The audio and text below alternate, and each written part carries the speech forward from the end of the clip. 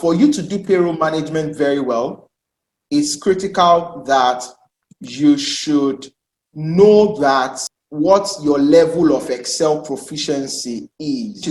I'm going to proceed now with the screen that I've shared. So what I'm going to do now is this. I'm going to take you through how do you break salaries down. So when it comes to breaking salaries, how do you get to break the salaries down in itself? So you're having this scenario, the two scenarios I cited earlier on.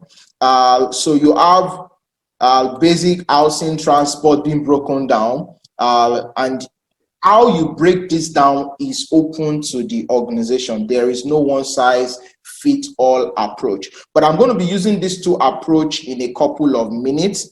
So let me go down to, these are examples that I'm going to be working with. So take for example now, this is an Excel file that I'm working with.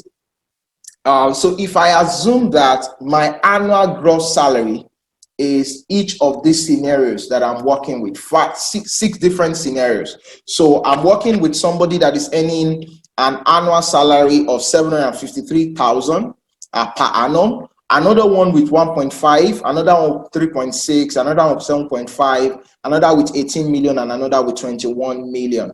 And I want to break down that annual salary into the various components of the allowances. Remember, what the allowances are going to be is open to the organization. There is no one size fit all breakdown of how the allowances are going to be. But in a few minutes, when I start to look at statutory deductions, I would give you an idea as to how you can do a little bit of tax optimization and pension remittance optimization. But it's actually one of two evils. By the time I do that illustration, you'll be able to come to an understanding that there is really no tax efficiency anywhere, because Peter 2011 has taken up everybody's salary. So there's no really tax efficiency. But now, how do you break this down into the various salary components? So assuming that we have basic, so going by the allowances that I have here, so let me copy this and go back to replace it here. So I've replaced that. So I have it, so it's more than, I'm having this more than 100. So that means I'll need to make a little bit of an adjustment because I've written a formula here to give me what the total is going to look like at the end of the day. So you can see that the total of all of this adds up to 100. So you can see from Excel file, it adds up to 100%. So now what I want to do is this. I want to write a simple formula to break down into the various allowances because I know what the total salary is. So I'm going to do, for some of you that are familiar with Excel very well, what most individuals will have done was to do this, pick the percentage and multiply it by that. And that will have been interesting to do. But the problem with that is this. When you're using Excel, you must be able to write one single formula and be able to drag and drop, meaning you can replicate that formula to do multiple things. So since I need to break down for everybody, the problem that is going to happen, can you see the first problem? The first problem is that my dragging down this formula is going to be wrong, simply because if I come here, something has changed. This is what we call your relative reference. So what I'm going to do now is that I'm going to change all of that and I'm going to write a simple formula, which we usually call your absolute and your mixed reference. So this is what I want Excel to do. I want to pick from all of this row and multiply by all of this one at the same time, writing one simple formula. Now you would notice that all the breakdown are on row 2. So there's a fixed what I will need to do in this scenario is I will have the salary multiply by row 2. Now there's a mixed reference that I'm going to do, which is what we call your $ or your string.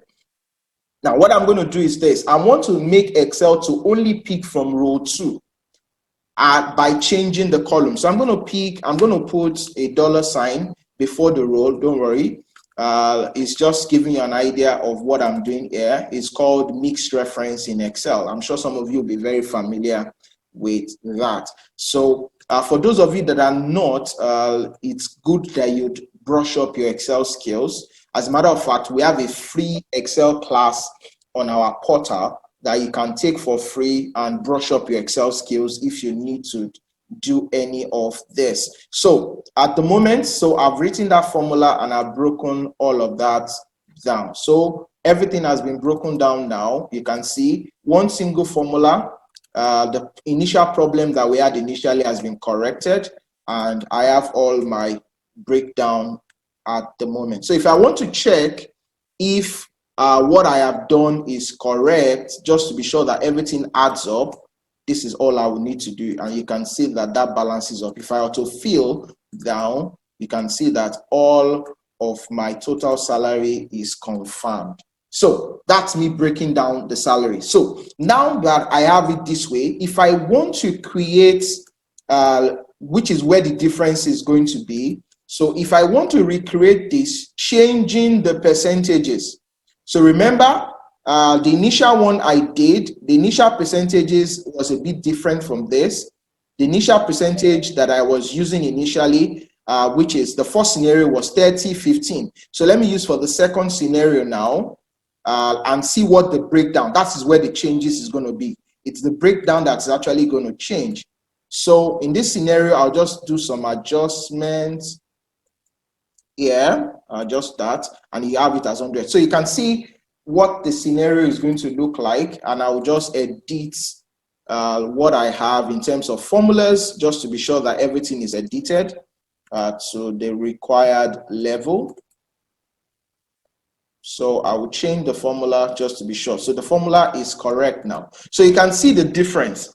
In this scenario, I had my basic as 30%.